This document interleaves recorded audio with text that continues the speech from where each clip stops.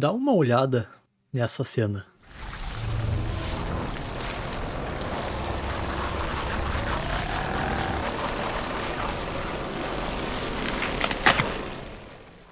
Isso dá uma bela de uma agonia, não dá? Esse filme se chama Ju-On, mais conhecido como O Grito. Você já pode ter ouvido falar nele, ou talvez já tenha visto algum ou alguns, mas provavelmente não viu todos. E é para isso que eu tô aqui. São pelo menos 16 filmes da saga contendo uma série, e vou trazer para vocês a história explicada de cada um deles.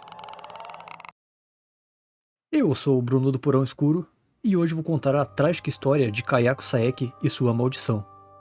Então senta aí, e se tiver calor, pega uma coquinha, se tiver frio, pega um café, e se acomode, porque agora está começando o quadro Explicando Sagas. E devo deixar avisado que essa saga contém spoilers. Bom, bora lá pro vídeo.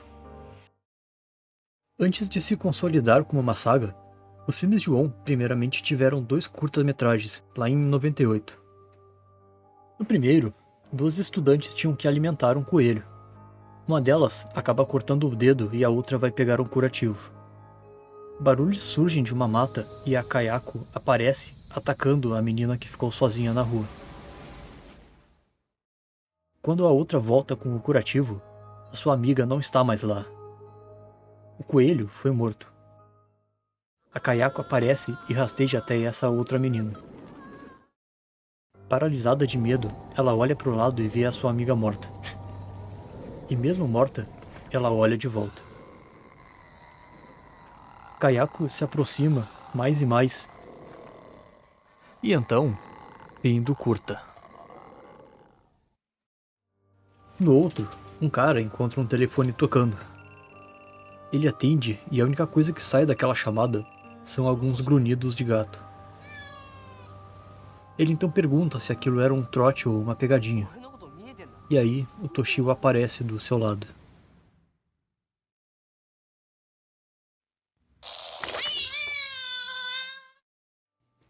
Esses curtas são bem pequenos, e cada um tem cerca de uns 3 minutos só a cada. A história, nos filmes de On, é contada por arcos de personagem. Todos eles conectados de alguma forma com a maldição.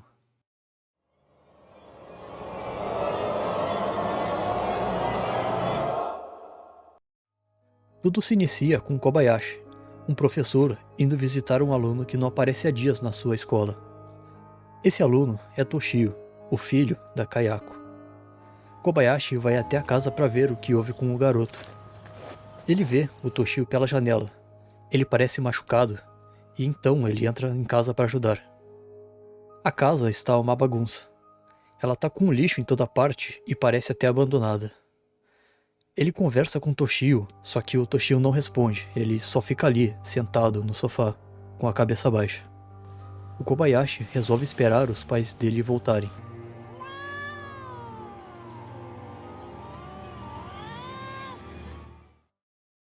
Então acontece um avanço no tempo, e agora vemos outra família morando naquela casa. 2 garotas estão estudando para um trabalho de escola. Elas ouvem alguns barulhos vindos do teto e o ignoram. Uma das garotas vai para a escola, e a mãe dela vai fazer compras. Agora sobraram apenas Tsuyoshi, o irmão de uma das meninas da casa, e a outra garota. Ela continua ouvindo os barulhos que tinha no teto, e pede ajuda do Tsuyoshi para ajudar ela. Mas ao sair do quarto, tudo está completamente escuro. Ela então volta para o quarto e vai até o sótão para ver o que diabos de barulho é aquele. Então, ela dá de cara com a Kayako.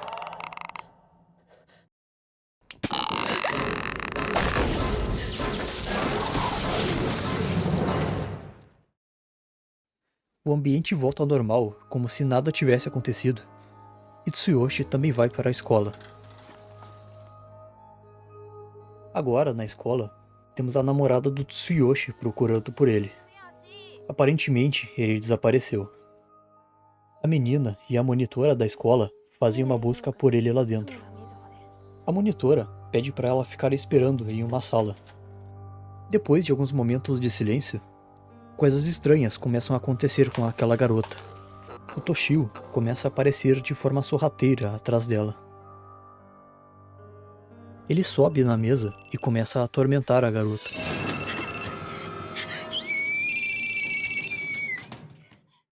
Até que então ele some e tudo parece ter voltado ao normal. O seu telefone toca e o número que aparece é 44444444, uma clara referência ao curta de 98. E quando ela atende a chamada, o Toshio aparece atrás dela. É o fim da linha para a pobre menina. Agora, com um lado mais investigativo, a polícia achou o corpo da namorada do Tsuyoshi. Também foi achado uma mandíbula, no qual pertence a um corpo que ainda não acharam. Logo, surge a informação de que mais 2 corpos foram encontrados. São as estudantes que foram alimentar aquele coelho lá no curta-metragem. A mulher que tinha saído para fazer as compras, agora ela volta para casa. Ela ouve a sua filha andando pela casa e vê ela de costas subindo as escadas. E quando a menina se vira, ela está sem a mandíbula.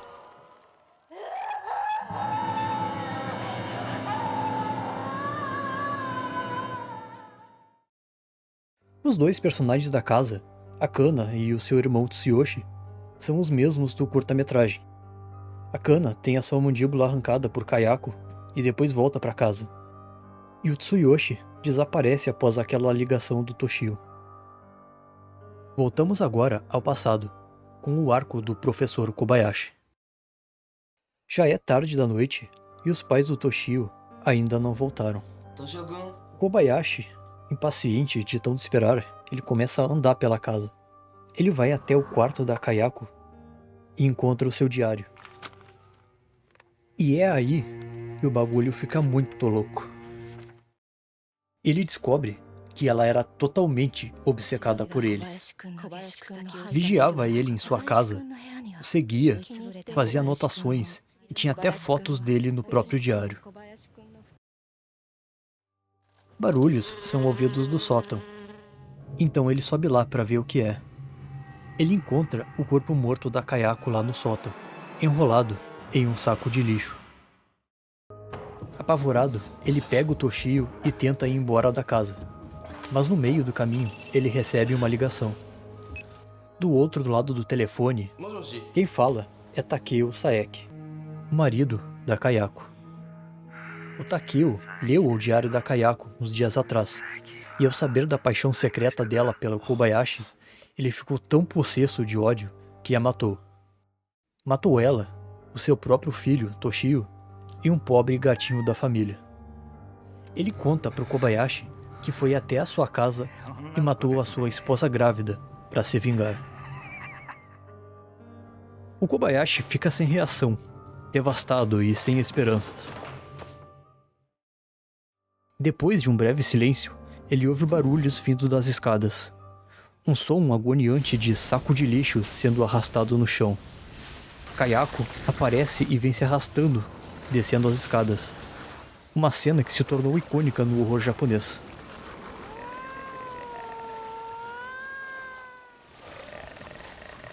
Ela chega até o Kobayashi e enfim o seu arco termina. Kobayashi-kun.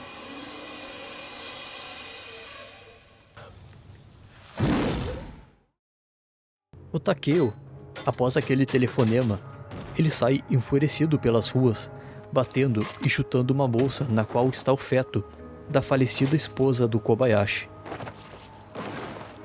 E então, um saco de lixo perto dele começa a se mexer.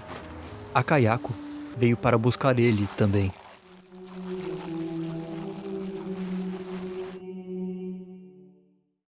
Entrando agora em outra história, temos Kyoko, uma moça médium que vai com seu irmão Tatsuya até uma casa para venda. É claro que essa casa seria a amaldiçoada residência do Saeki, né?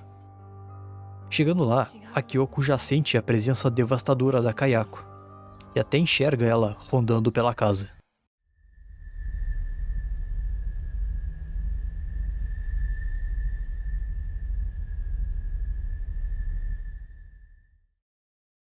Bom, passado algum tempo, O Tatsuya consegue vender a casa e avisa a Kyoko sobre a venda. Ela volta lá na casa para conferir como estão os novos moradores. Chegando lá, ela vê a moça que mora na casa, vestida de branco e com um olhar muito estranho.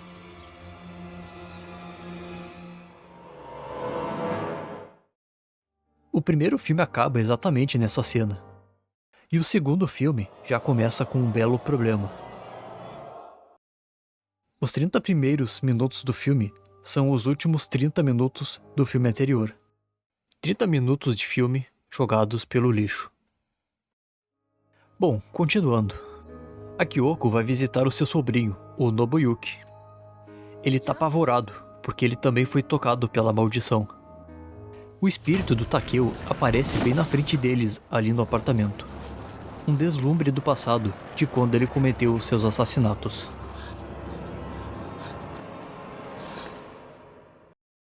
A nova família que está morando na propriedade do Saeki, os Kitada, recebem uma entrega do correio, contendo o diário da Kayako e um desenho antigo do Toshio. No momento em que a mulher toca o diário, ela é instantaneamente possuída. Mais tarde, ela simplesmente nocauteia o próprio marido e deixa ele lá, agonizando no chão. Depois do incidente na casa do Nobuyuki, ele e Kyoko vão para a casa de seus pais. Mas a própria Kyoko já não é mais a mesma. O Tatsuya vai lá na casa dos pais dele visitar a Kyoko. E na volta ele recebe uma ligação da assistente do escritório dele, dizendo que a Kyoko tá lá, esperando por ele. Ele acha isso muito estranho, porque ele acabou de ver a Kyoko na casa, então não tem como ela tá lá. Isso é impossível. Antes de voltar para o escritório, ele resolve passar nos novos moradores dos Kitada, para ver como eles estão. Chegando lá, o Tatsuya conversa com a mulher, e ele vê o desenho do Toshio e o diário da Kayako em cima de uma mesa. Quando ele questiona sobre isso, a mulher muda completamente e fica possuída. O clima fica muito tenso, e o celular do Tatsuya toca, e apenas miados de gato saem da ligação. O Toshio aparece no sofá dando susto no cara.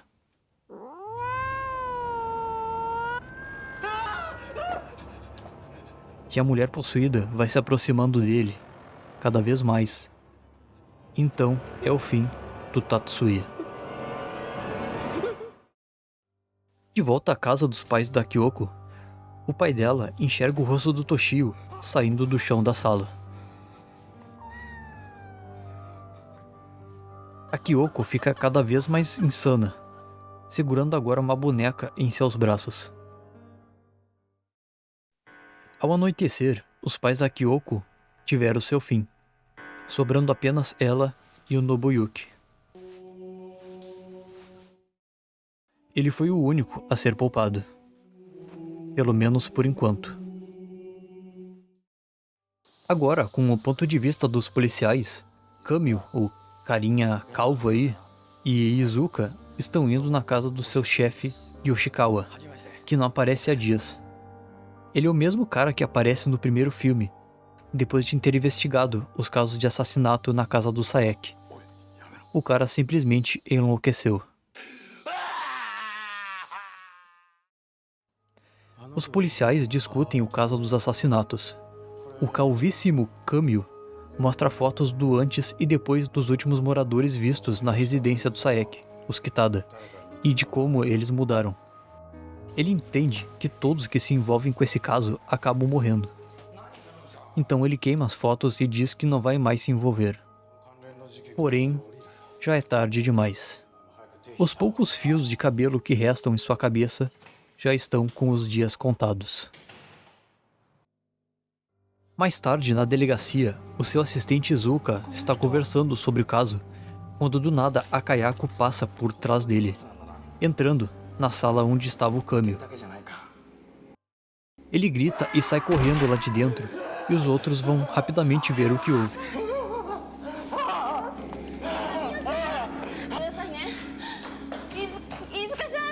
Ele então, agora sozinho no corredor, é pego pela Kayako, que aparece do nada embaixo da sua cadeira. É o fim da linha para o nosso calvíssimo Kamio. O Nobuyuki foi o único que sobrou. Ele segue normalmente a sua vida, indo para a escola e fazendo coisas do tipo. Porém, é notável em seu próprio rosto que ele não é mais o mesmo. Em um escuro dia de chuva, ele fica sozinho na sala de aula. E quando ele olha pela janela, a Kayako aparece na chuva. Ela escala o prédio e persegue o garoto.